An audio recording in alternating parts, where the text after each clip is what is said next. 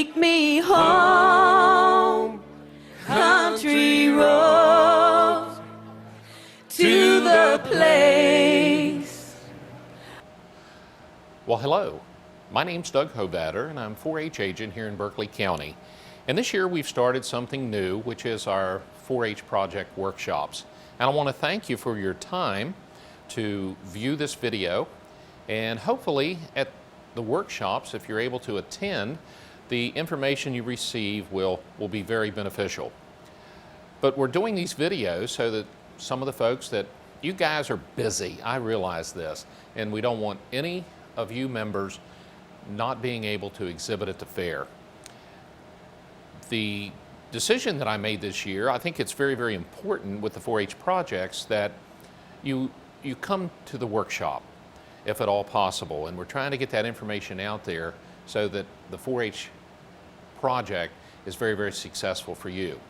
You know, the purpose behind the 4-H project is to give you time to figure out what you're good at, to be curious about new ideas and new things that you can learn.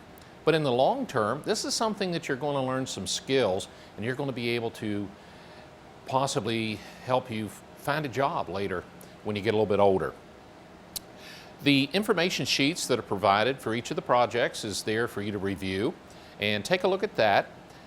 We post those to the website, and that's another really good source is our website that we keep updated and give you good information so that you can do a really fine job on your project.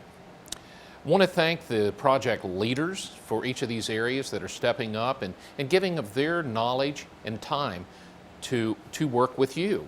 And they have the information that's listed on those sheets and on the website, so if you have any questions about your project, be sure and get in touch with them.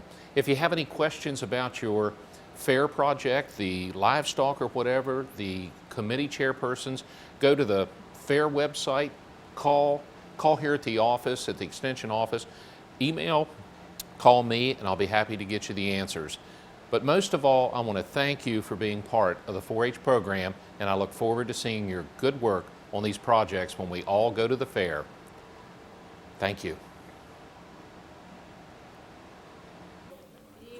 My name's Doug Hovatter, and I'm 4-H agent here in Berkeley County, and I'm the individual who probably put the pressure on of why you're here tonight.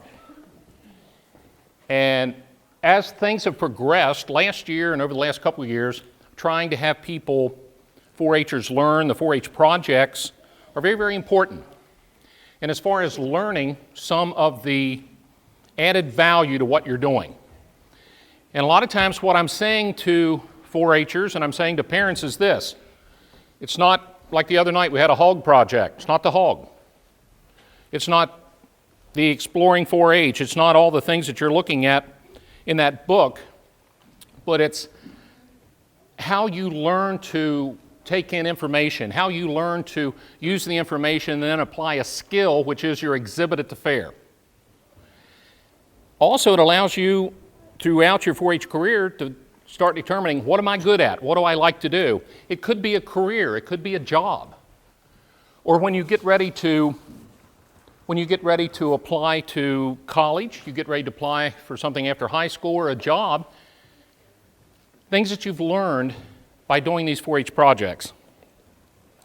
The other thing that we want to make sure is we have some great volunteers. And the program that we have in Berkeley County is quite large.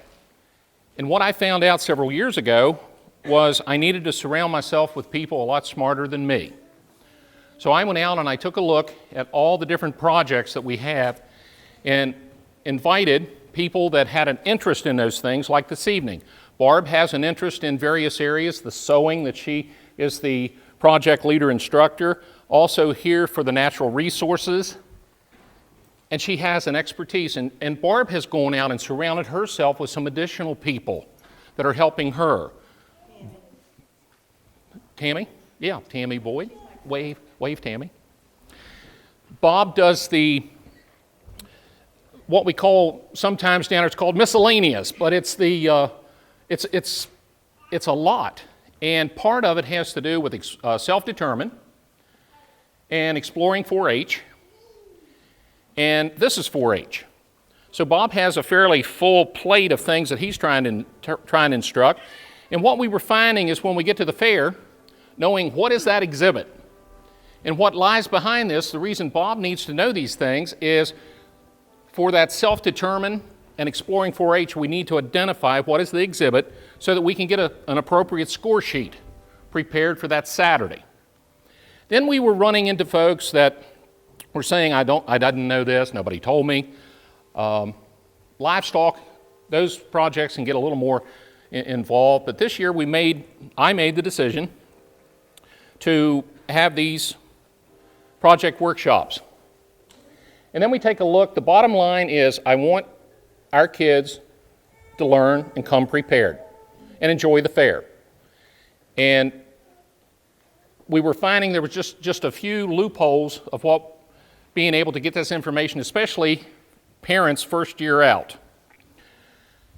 How many of you have had a chance to visit this website? Would you raise your hand, please? Okay. This is another thing that I've made a decision on, and that is that my 4-Hers are going to live in this world. They're going to live in a world of high tech, and if they're not able to access information or know how to do these things, how to do the forms, various type things, that's what your life's going to be like. In fact, it's going to get even faster. So what I'm trying to do is make sure I'm taking all of you into the next century, into your life, kicking and screaming, but hopefully prepared to be a global citizen, because this is the way you're going to get a lot of information. On the website, if you take a look at our Berkeley County website, and I apologize, we're going to get a bigger screen, and we're going to blow this thing up to about 500 fonts sometime. But if you take a look here, there's a new member page, and we have the new member orientation. Part of some of the things Bob will probably touch on tonight is this is 4-H and how that works. The next part down here is a listing of all the 4-H workshops. If you look there, you see we're having 2 of them tonight, the others that are listed. When we started looking at this list in early October, late September, early October, who would realize we were going to miss 12 days of school? None of us. So the schedule gets off. Then we started running into some of the children that were originally going to be at the one on the 22nd of January, not able to be here tonight. Bottom line is, someone needs to come, represent you, get the information. And then Walt Krosky is videotaping the workshops.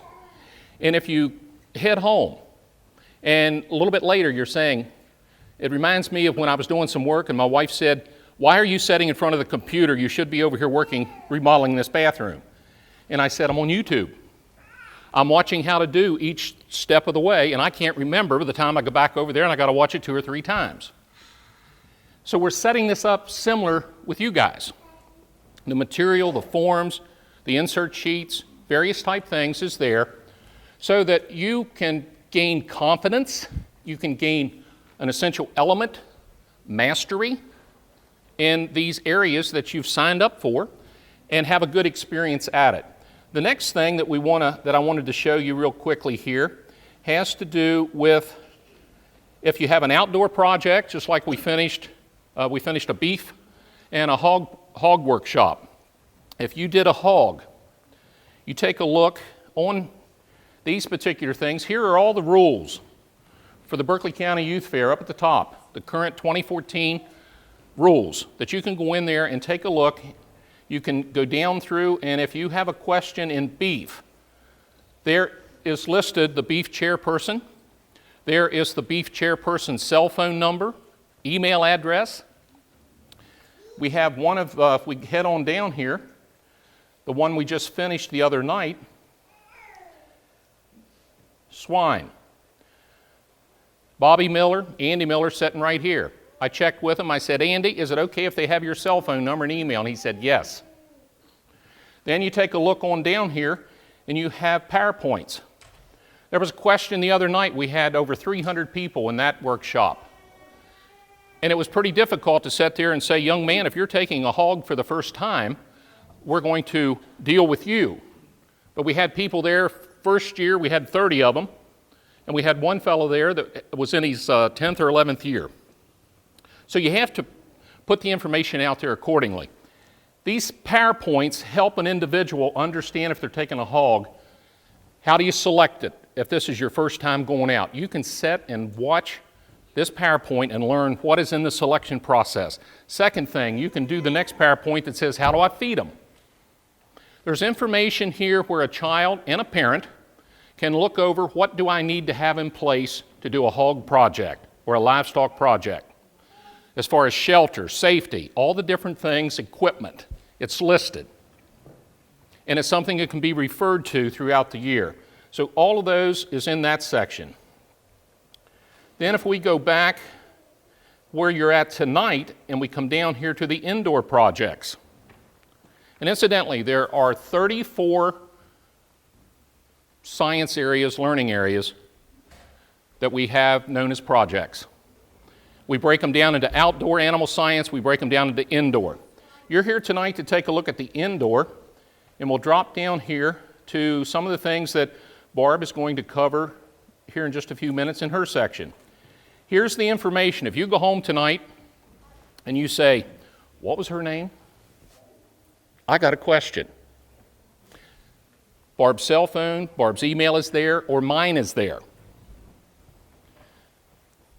We keep saying this. The only dumb question is not asking it. We're here to help you. Then if you take a look, some of the other things that you'll be receiving tonight that we developed a couple years ago happens to be the insert record guide, the insert sheet that goes in each of the projects. It tells you on here, and it's listed. You go home tonight, if we had handed these things out, and you'd say to your son or daughter, where's that insert sheet they gave you? Do your kids ever lose anything? This won't get lost. This will not get lost. You go right here to Entomology. You just click on Entomology, and here it comes. There it tells you what is the project, what is the activity, how do you complete it. Then if you look out here, it'll tell you what your exhibit needs to be. And at the top of it, it spells out when you need to bring the exhibit to the fair on August the 2nd.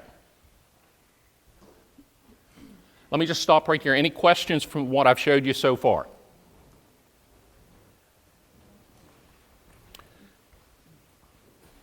We're trying to get everything on the website where we can give you updates. If Barb has an announcement or something that moves along in one of her areas, or Bob does, or Andy decides after we met the other night with 30 new guys taking hogs, maybe we need to have a first year little workshop that we can talk to those kids. If you guys leave here tonight and have questions, all you need to do is let us know. The videos are on there, and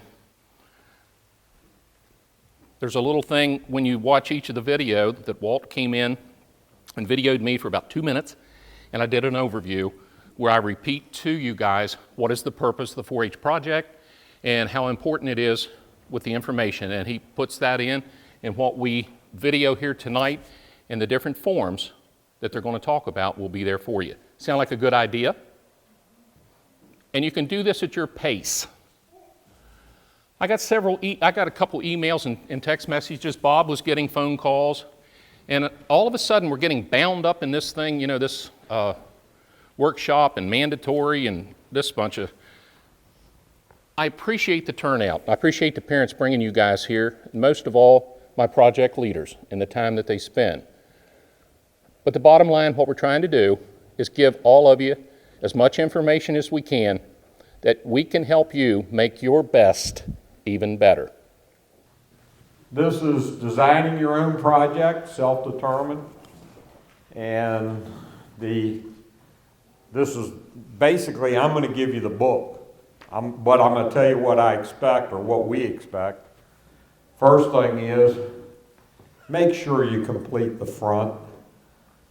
Make sure that you print it legibly, and that includes your name. My self-determined project is name, club, address, county, which I hope everybody's Berkeley, your age, your years in 4-H, and the date the project is completed.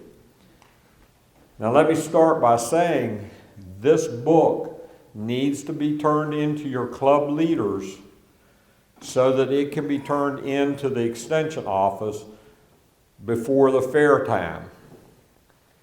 I get all of the books, self-determined books, and I have to decide whether a book is going to be judged, maybe something you decided to do that is not in natural resources, but you want to do a project like that.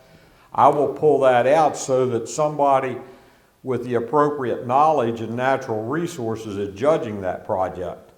I have good judges, but they may not be familiar with natural resources. There is how many are taking self-determined cooking or food? Okay.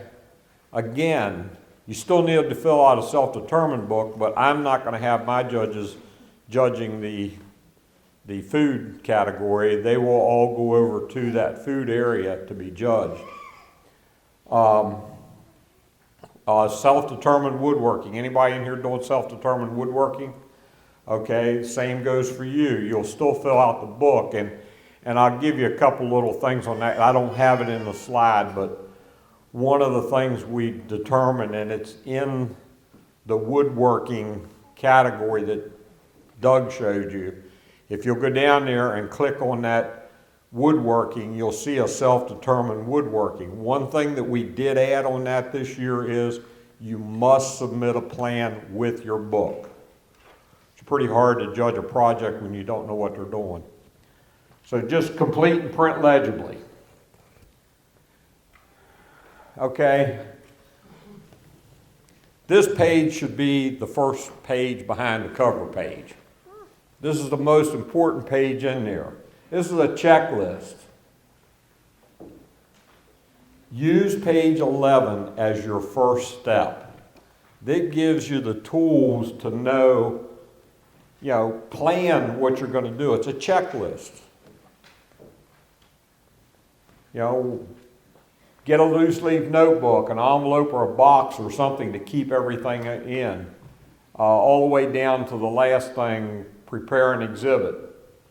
So make sure that you use page 11 first after you filled out the front. And you may not have a project title when you fill out the front of the book. You may not have decided on a project until after you've completed page 11 and a couple other things. This is just an introduction to the project. You can see it's page 1. Probably ought to be page 2 maybe, or maybe page 1 and then the next one page 2.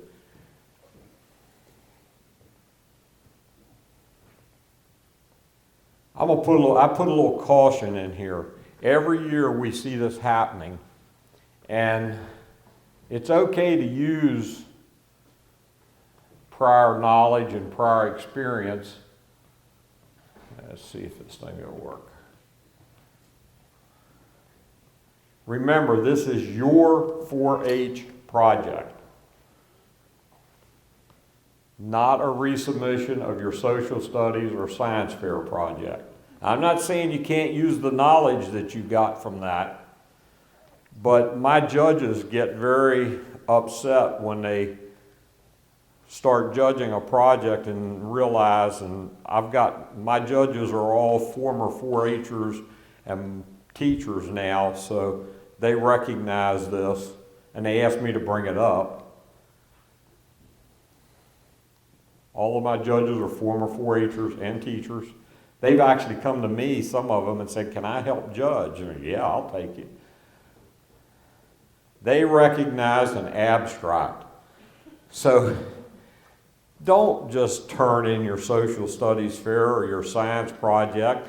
And whatever you do, don't leave the abstract in there. There's no place in the 4-H book that calls for an abstract. Yeah, we ask you what your resources, etc., but we don't call for an abstract like they do for social studies and science fairs. And I've judged a lot of those even at the state level, so I don't want to see an abstract. So that's just a caution. All right, come on.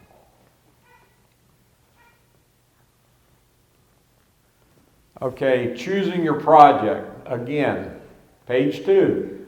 Make sure you print legibly. You know, it's hard to read this, and you can see how many people we have in here, and that whole south wall of the exhibit hall is usually full of self-determined projects, and it's difficult if we have trouble. Here's some ideas for you. After you've filled out the first one, which says which topics appeal to you, list them there. You can put 4 or 5 different things that might appeal to you, and then you have to start narrowing it down. Then finally, the red arrow, what did you select? What have you decided to do? Here's some ideas down here on the bottom that, that you can look at, and maybe something, most of you probably already have an idea what you're going to do or plan on doing. Plan your project. List the things that you will need to do to complete this project or this task. Don't just fly by night. List some things down that you plan on doing.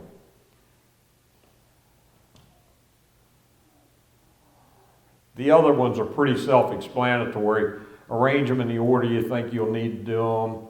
List the resources if you're going to need money, equipment, tools, whatever you're going to need. List the information and help you'll need. Is there somebody that you're going to need to help you find the information or do whatever it is you're going to do? Fill out when you start the project, and then when you finish, come back and fill in when you completed the project. Put a start date, a completion date, how much time did it take you? Oh, okay. That last one, I guess it's not going to let me, yeah, it did. The last thing is how much time do you think it will take? Not how much did it actually do. Now you have your plan ready and start with your project.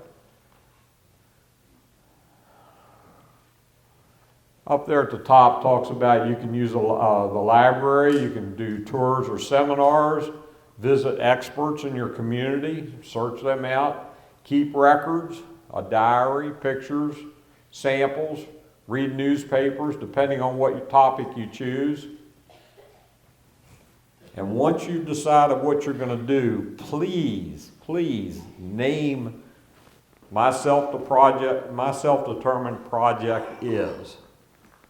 Name it, whatever it's going to be. It can be a catchy name. At that point, make sure you put it on your front page too. Describe your experience. You've got all of that area there to describe any experience. Mark whether your previous experience is little, moderate, or you have a lot of experience, much experience. List your previous experience in this area, if it's 4-H, schools, hobbies, maybe grandma or granddad did this, and you want to explore that particular thing. Write it out, and please write. Don't put one-liners. My judges love to read and find out what you're doing or why you're doing it, how you're doing it. So, be verbose, if you want to say that, in trying to get that out.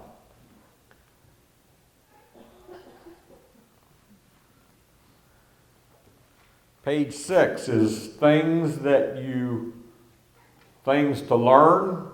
List things that you need to learn. Things that you may need. Okay, things to learn and do. Things that you need. When will I do it? Okay, if you start your project tomorrow, are you going to be, say, by middle of the April that you want to have that particular thing done? Set a timeline so that you get it done. Don't wait until June the 30th or whenever you have to have it into your leader.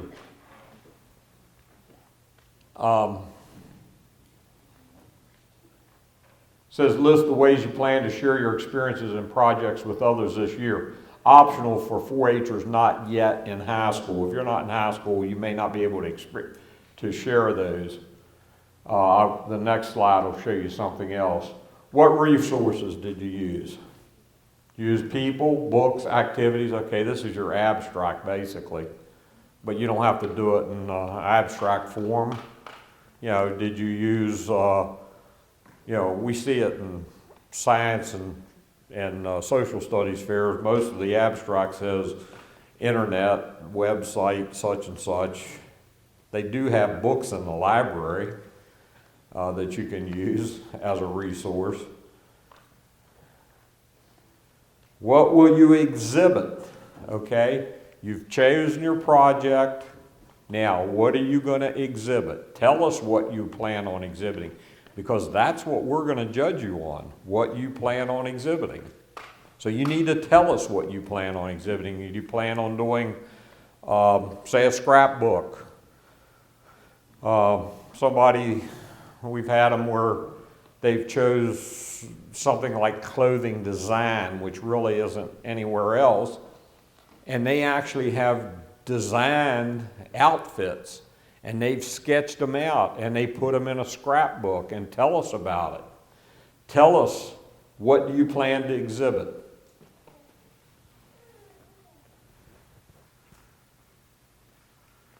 Okay, I got a stop sign. Please remember. It says here, I have read and approved this completed project plan. This is for the parent or guardian to sign and date that they have read this plan and agree, basically, that you're going to help your child do whatever it is. Now, 4-Hers, it's your responsibility to see that your parent or guardian signs this. You know, they don't know. You have the book. You need to make sure they sign it. Another stop sign. Make sure your 4-H leader signs it so that they know what you're doing and that they approve of that plan. They may know something that you have in your plan that just doesn't fit with what we're trying to accomplish. So have them sign it. My judges look for this in the book. The books, I will have the books at the exhibit hall when your exhibit comes in. I will place the book with every exhibit that comes in.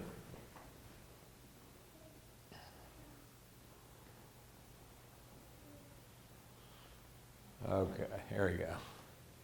Okay, it says completed activities. It says list speeches or visual presentation on self-determined project you gave to a 4-H club and other groups. At least one visual presentation has to be given to a 4-H group. That's what I highlighted.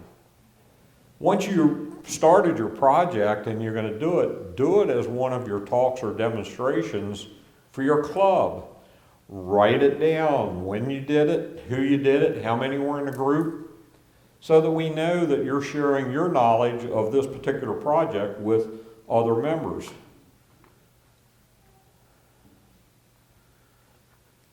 Under each month, list the hours you spent on this project. I don't want to see everything, I spent 6 hours in June, and I don't have anything else. I didn't do anything up until June. I decided I was going to do my project in June. I spent 6 hours, and that's it.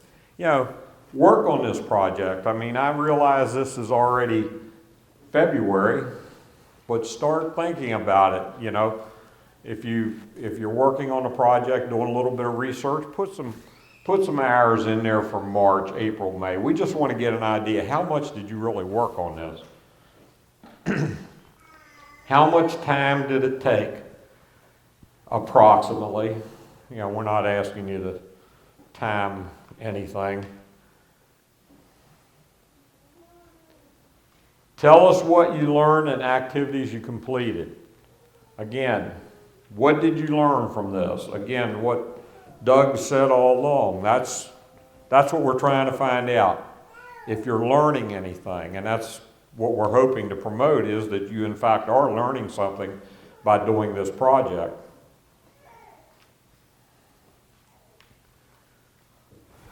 Top number 4, did you complete all your original plans? Yes or no? There's no correct answer. It's not, yes, I did everything I said I was going to do. Well, maybe you didn't. Maybe you didn't do everything because you didn't find it was necessary. What changes would you make in what you did? You know, maybe you completed the thing and you said, well, gee, I should have interviewed Uncle Ed because he knew something about it and I didn't think about it until then. Put it down there. That's something you learned. Okay? If you have any expenses and any income, most of you I don't think, I mean, there's occasionally I've seen some of them where they've had some income from something they've done, but that's rare. Usually it's mostly expenses. Put down, if you bought a 3-ring binder, or you bought heavy stock paper, those type things. Just give us an idea of how much you're investing in your program. Again, another stop sign. The first stop sign said that you agreed that what they wanted to do was a good idea and you would basically help them. The second one says, in my opinion, this record has been satisfactorily completed. The member needs to sign right here. The parent, guardian needs to sign right here. And the leader needs to sign here. That just shows that we know that it's, and they have an idea of what you've done. I don't want you as a 4-H'er just sitting there in some corner putting this book together and nobody has any idea what you've done or the work you've completed. And we do, as judges, and I'm the chair of that area, we do look at all these things. The score sheet will actually say, have they done this, this, and this. So we look at that. We may take a point or two off if somebody didn't sign it. 4-H leaders, those in here that are 4-H leaders, when they turn those self-determined books into you to be turned into the office, go through and look at them and make sure that you signed them. It's embarrassing. I mean, I've done it myself. I've gotten kids turn in a project and somehow I missed it and we get down to fair and here I failed to sign there as the leader. Okay? So 4-H'ers, make sure you get your parents and your leaders involved and get them to sign it. Project story. Now, you may not think this is important, but tell your story, whatever it is, whatever you determine to do as a self-determined project. Tell your story. Remember, the judges don't know anything about your project or assume that they don't know anything. A lot of my judges, pretty sharp, they know a lot of the things that are done in self-determined, but pretend they don't know anything. Tell them about it. You have 2 pages, not 1 line, not 2 lines, but you have 2 full pages that you can write. And we love a good story. And as my judges and I go around looking at these things, we often say, hey, come over and read this. This is really neat, what this child has found out.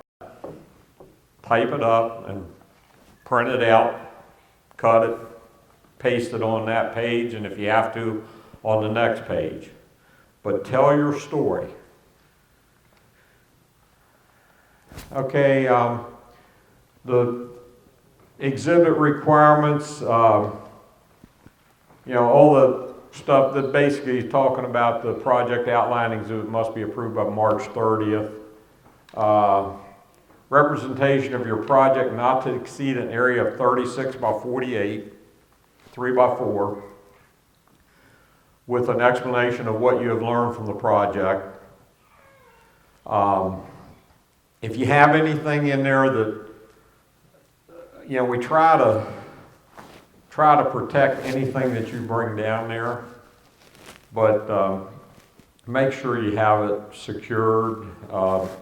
I know I've had a couple of the young ladies that have designed jewelry, and I take great steps to make sure that it's not where it's close and pilferable for just anybody. I usually get it up high and hang it. If using a scrapbook, use descriptive stories and pictures detailing your project. If it's a project that you can't bring something down, take pictures, put descriptions under the pictures, and put it there, and you know, my judges will look at it. One of the things that we've had in there for quite some time, nothing can be exhibited in this project that is representative of another project area. In other words, if it fits, there is a self-determined woodworking, so you could do that. But, you know, don't, under self-determined, bake a cake. There is a cooking book. Now, if you've completed everything that you could possibly have done over the years, then you may have to do something self-determined, and it may be complete, but it will eventually be judged by the people judging cooking. Again, your completed contract must accompany your exhibit. No contract, it's a white ribbon. Again, turn your books in, which have your contract in them, and we will I go through every one of them. Doug and Suzanne get them in the office. They try to go through them. They get them out to me. I look down through them, and we try to compare the listing of people that have signed up for self-determined against what I have. And I have them all, usually I have them all sorted out before the fair so that I can dole them out. I can't take 80 projects just in a miscellaneous self-determined. Some of them go to woodworking, some go to even inside animals. I think I have a self-determined, a couple of those. Okay, questions. I know that's a lot of stuff, but it's every page in the book. And I thought the only way to go through it is to basically say the pages in the book. Question? Yes? When the books get handed to you, I'm sorry? when the books get handed to you, after the leader gives them to you, when do you give them back? They will be on the sheet. The question was, when will they get them back? They'll get them back at the fair on their exhibit. Okay, Linda sent a question out yesterday to Doug and myself, and I think Barb got a copy of it. And, the question is, those that are in like self-determined cooking, self-determined woodworking, this is basically to get your book completed and what needs to be in that book, but you really are encouraged to go to the cooking workshop if you're doing something self-determined cooking. If you're doing a self-determined woodworking, you should go to that. If you're doing this is exploring 4-H, come on over this way a little bit so that okay, exploring 4-H, your family, the world, or the arts.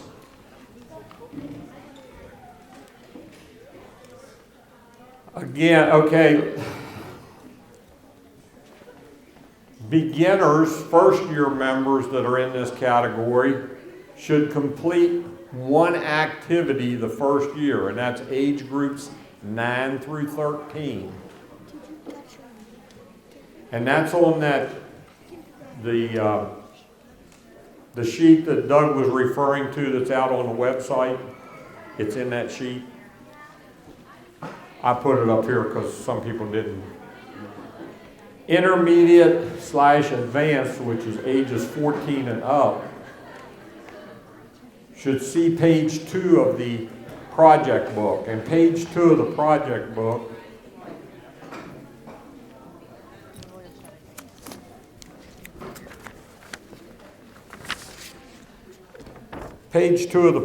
book shows project suggestions for beginners, and then the right-hand column is intermediate. First year should select one activity. If this is your second year in there, you need to do 2 different activities, and you can expand upon what you did the previous year.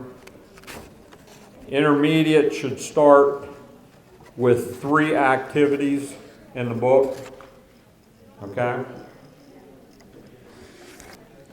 Again, just like the last one, please complete it and do it legibly if you can. Your name, your club, all that information on the front of your book.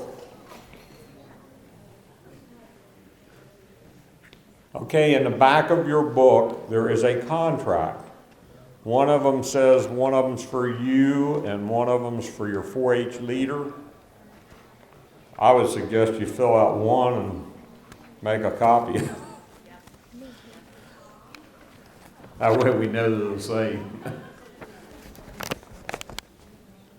Again, the top of the page, make sure you fill that out.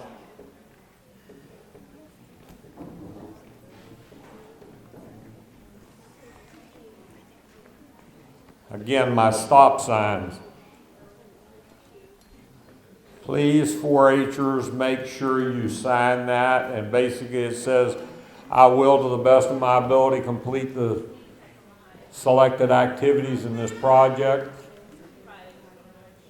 Date it. That's kind of the beginning of the project.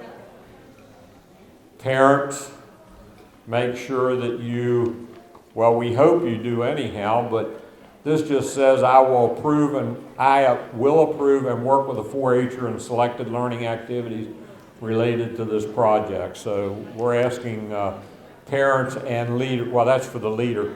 For the parent, it says I will provide parental support for my 4-Her in this project. So we just ask you to do that.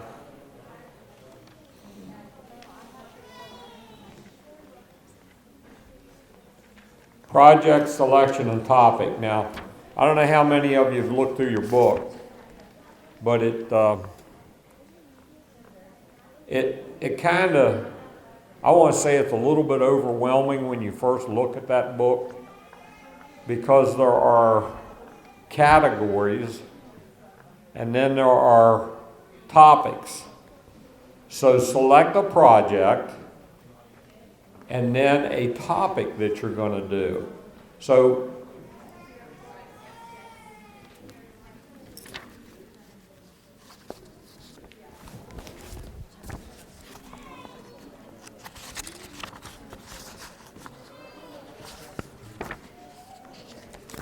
for instance, section 1 or section 2 is express yourself. Okay, that would be the project selection. Express yourself. The topics are, take a look at this. Let's make music.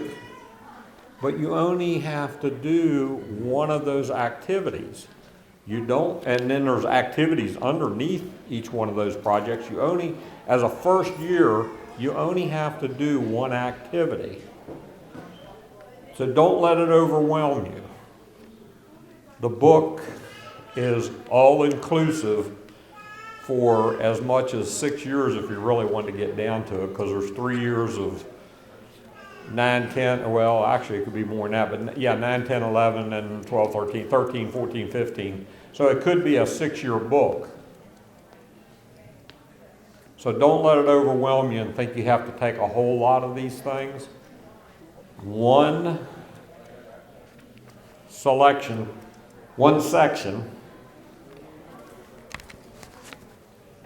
one section right there, and then one project topic under that section. Okay? And then, for instance, this one, if you do this one, topic B, which is express yourself, and say you take topic B, which is let's make music, and you choose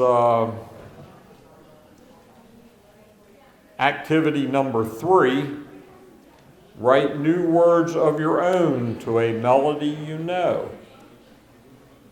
So take a melody like Happy Birthday and write new words to it. Okay? So don't make it too awful complicated.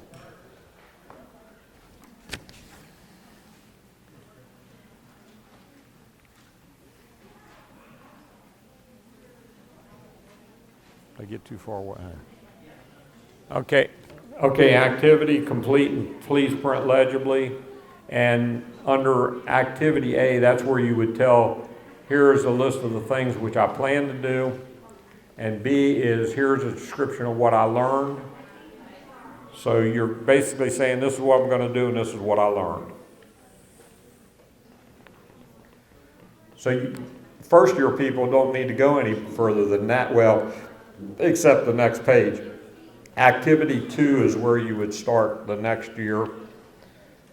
Or if you are 14 and up, they ask that you start on activity 2 so that kind of gives us a heads up too.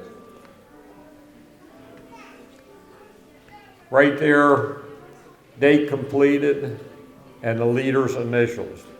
Make sure you get your leader's to initial off on that after you've completed it. Okay, that next page is activities 3 and activity 4. If you're first year, you won't have anything, but if you're a second year member, you may have a couple other activities there.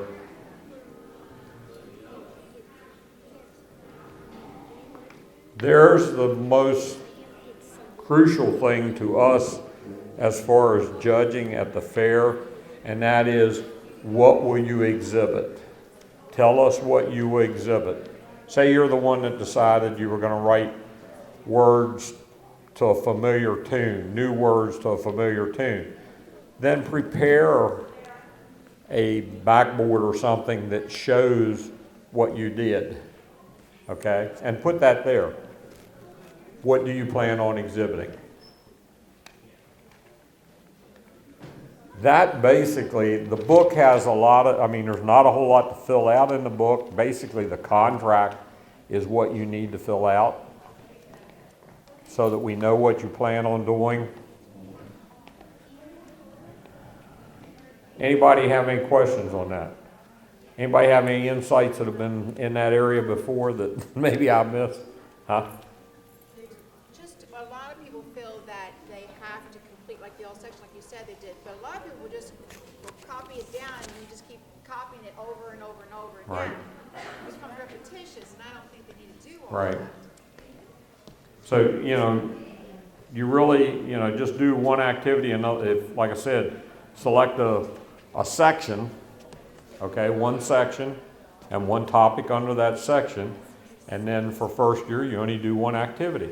If somebody that's a third year member and has selected that before, and where this can go, Exploring 4-H is not just for first year, second year members. This can go on up till they age out of 4-H really. Somebody that wants to do let's make music, okay? There are all kind of teach others how to lead songs. You do that in the 4-H program, don't you? So you could choose that as a topic. Somebody that's really strong in it, and I can think of a couple guys a couple people in 4-H that can do this, and I compose music for a new song. I've set a 4-H camp and watched somebody compose music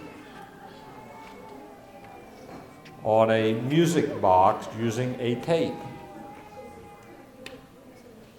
So, does anybody have any questions? Does that help understand what really, you don't? One thing that we might want to tell them, that make sure that they don't bring anything that's like weapons, sharp objects. I have a little guy who wanted to bring a collection of knives, and I said, Yeah, Linda mentioned that, there's a policy at the fair anyhow as far as weapons and things like that, so, don't bring a collection of penknives if you choose hobbies in here and it happens to be penknives.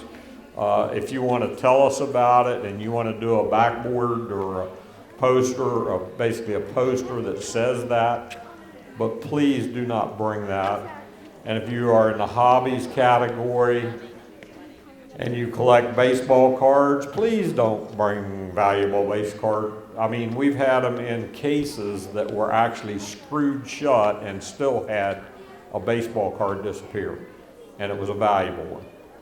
So, don't bring anything like that. If there's any question about it, call me. You got my number. It's on this sheet. I didn't make copies of all these because they're out there on the website now. But my name and telephone number, my home number, my cell number, and my email are on there. Call me and I will do it. It says, in exploring 4-H, you need a 36 by 48 inch, should not exceed 36 by 48, with an explanation of what you have learned from the project. Anybody else have anything? we're good. Thank you all.